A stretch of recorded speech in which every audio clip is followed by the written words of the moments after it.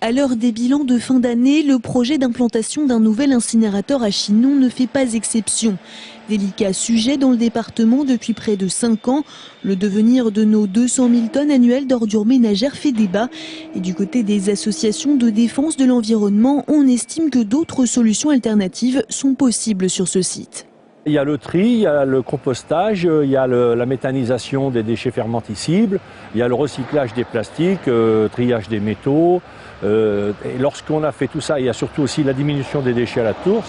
Lorsqu'on a fait ça, il ne reste plus grand-chose à incinérer.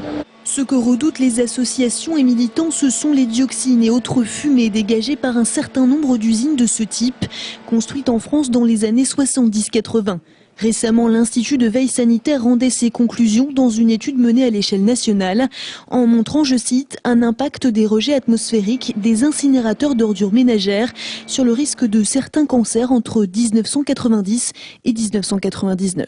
C'est une étude qui est relative à des installations des années 70-80, c'est-à-dire que c'était il y a 25 à 30 ans. On n'est plus du tout dans cette configuration. L'INVS a précisé dans ce fameux rapport dont on parle, il est important de souligner que l'étude portant sur une situation passée, ces résultats ne peuvent pas être transposés au contexte actuel. Selon le syndicat de traitement des déchets du Chinonnais, l'appel d'offres du nouvel incinérateur n'a pas encore été attribué. Les instances concernées seraient encore en discussion sur le projet. Un projet censé faire l'objet d'un débat contradictoire d'ici le premier semestre 2009. C'est en tout cas l'annonce faite par la présidente du Conseil général il y a quelques semaines. Une concertation jugée bien tardive par les associations compte tenu du stade d'avancement du projet.